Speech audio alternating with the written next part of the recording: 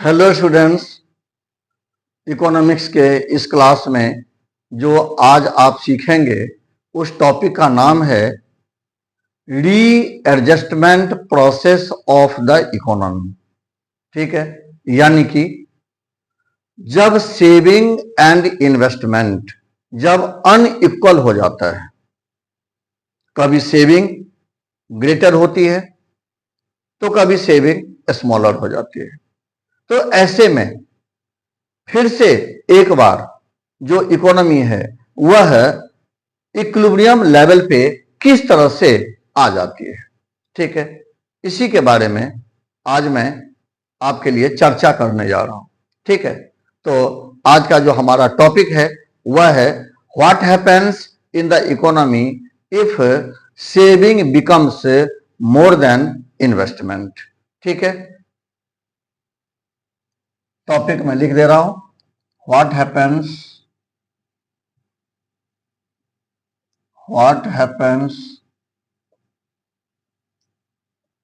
In the economy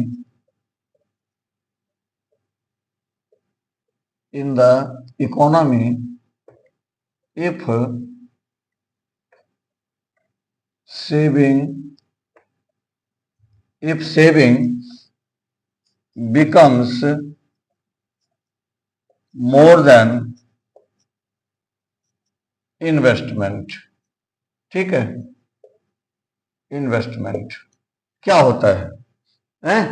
अगर saving यानी कि अगर सेविंग इन्वेस्टमेंट से अगर ग्रेटर हो जाए तो ऐसे में स्थिति क्या होगी, एंड फिर से किस प्रकार यह S=I हो जाएगा। ठीक है, किस तरह से S=I हो जाएगा, बस इसी पर हम चर्चा कर रहे हैं। ठीक है, तो इसमें देखिए चेन ऑफ इफेक्ट क्या होता है। पहले आप इसके चेन ऑफ इफेक्ट को समझ लीजिए, आंसर आपको वहीं पर मिल जाएगा। ठीक है, तो मैं इसको चेन ऑफ इफेक्ट के थ्रू ही आपको मैं दिखा रहा हूं। ठीक है, जो बिल्कुल ही एब्सोल्यूट आंसर होगा इस क्वेश्चन का। ठीक है, तो इसमें देखिए, इसमें मैं एक चीज बता देता हूं आपको कि अगर सेविंग ग्रेटर होता है तो इसका मतलब क्या होता है। जब सेविंग ग्रेटर होता है इसका मतलब यह होता है कि इनकम का एक बहुत बड़ा पार्ट जो है वह कंजम्पशन एक्सपेंडिचर पे खर्च नहीं हो रहा है। लोग कंजम्पशन एक्सपेंडिचर पे खर्च बहुत ही कम कर रहे हैं। ठीक है, एंड ज्यादा से ज्यादा वो सेविंग में लगे हुए हैं। ठीक है, तो अगर सेविंग अगर ग्रेटर है तो इसका मतलब क्या होगा, यानी यहां पर मैं लिखता जा रहा हूं, यहां पर होगा ग्रेटर सेविंग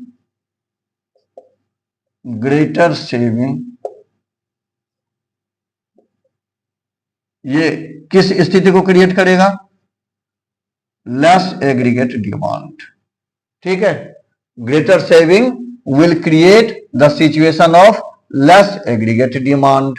ठीक है, अगर लेस एग्रीगेट डिमांड है तो यह किस सिचुएशन को क्रिएट करेगा, less aggregate demand means large unsold stock of finished goods.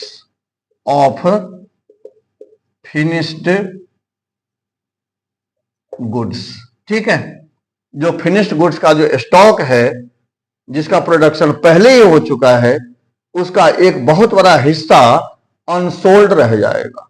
ठीक, उसके बाद का सिचुएशन देखिए, जब unsold stock of finished goods जब बहुत बड़ा हो जाएगा तो इसको फिनिश करने के लिए प्रोड्यूसर क्या करेगा, producer will either stop the work of production और he will minimize the production।